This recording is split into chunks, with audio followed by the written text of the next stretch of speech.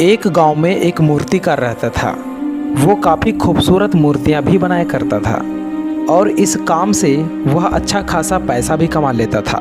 फिर उसे एक बेटा हुआ और उस बेटे ने बचपन से ही मूर्तियां बनानी शुरू कर दी।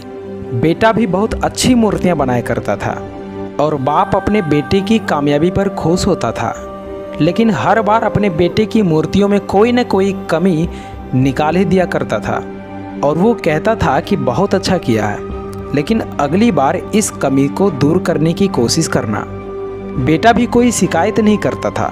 वह अपनी बाप की सलाह पर अमल करके और मूर्तियों को बेहतर बनाया करता था और इसी लगातार सुधार की वजह से बेटे की मूर्तियां बाप से भी अच्छी बनने लगी।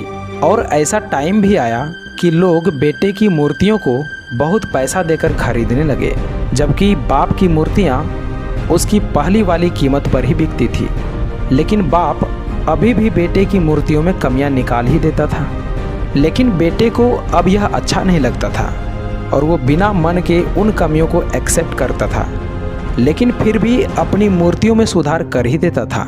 एक टाइम ऐसा भी आया जब बेटे के सब्र ने जवाब दे दिया और बाप जब कमियां निकाल रहा था तो बेटा बोला कि पिताजी, आप तो ऐसे कहते हैं जैसे आप बहुत बड़े मूर्तिकार हो। अगर आपको इतनी ही समझ होती तो आपकी मूर्तियां कम कीमत में नहीं बिकती। मुझे नहीं लगता कि आपकी सलाह लेने की मुझे ज़रूरत है। मेरी मूर्तियां परफेक्ट हैं। फिर बाप ने बेटे की यह बात सुनी तो उसने बेटे को सलाह देना, उसकी मूर्तियों में कमियां निकालना बंद कर दिया। कुछ महीने तो बेटा खुश रहा, लेकिन फिर उसने नोटिस किया कि लोग अब उनकी मूर्तियों की तारीफ नहीं करते जितने पहले किया करते थे और उसकी मूर्तियों के दाम बढ़ना भी बंद हो गया था। शुरू में तो बेटे को कुछ समझ नहीं आया, लेकिन फिर वह अपने बाप के पास गया और उसे इस समस्या के बारे में बताया। बाप ने बेटे को बहुत शांति से सुना, जैसा कि उसे पहले से ही पता था कि एक दिन ऐसा भी आएगा। बेटे ने भी इस बात को नोटिस किया और उसने पूछा कि पिताजी, आप जानते थे कि मेरे साथ ऐसा होने वाला है?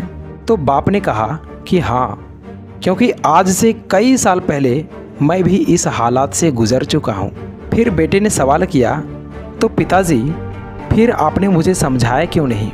तो बाप ने जवाब दिया, क्योंकि तुम समझना ही नहीं चाहते थे। मैं जानता हूँ कि तुम्हारे जितनी अच्छी मूर्तियाँ मैं नहीं बनाता। ये भी हो सकता है कि मूर्तियों के बारे में मेरी सलाह गलत हो और ऐसा भी नहीं है कि मेरी सलाह की वजह से कभी तुम्हारी मूर्तियाँ बेहतर बनी हो, लेकिन जब मैं तुम्हारी मूर्तियों में कमियाँ दिखाता था तब तुम अपनी बनाई मूर्तियों से सेटिस्फाई नहीं होते थे और तुम खुद को बेहतर करने की कोशिश करते थे और वही बेहतर होने की कोशिश तुम्हारी कामयाबी का कारण था। लेकिन जिस दिन तुम अपने काम से सेटिस्फाई हो गए और तुमने यह भी मान लिया कि अब मुझ में और बेहतर होने की गुंजाइश ही नहीं है, तो तुम्हारी ग्रोथ भी रुक गई और लोग हमेशा तुमसे बेहतर की उम्मीद करते हैं और यही कारण है कि अब तुम्हारी मूर्तियों के लिए तुम्हारी तारीफ नहीं होती है और ना ही उसके लिए तुम्हें ज़्यादा पैसे मिलते हैं। इतना बात सुनकर बेटा थोड़ा देर चुप रहा। फिर उसने सवाल किया कि पिताजी, अब मुझे क्या करनी चाहिए? बाप ने सिर्फ एक लाइन में उत्तर दिया कि अनसेटिस्फाई होना सीख लो। ऐसा मान लो कि तुम में हमेशा बेहतर होने की गुंजाइश बाकी है। यही एक बात तुम्हें हमेशा आगे बढ़ने के लिए इंस्पायर करते रहेगी और तुम्हें हमेशा बेहतर बनाते रहेगी।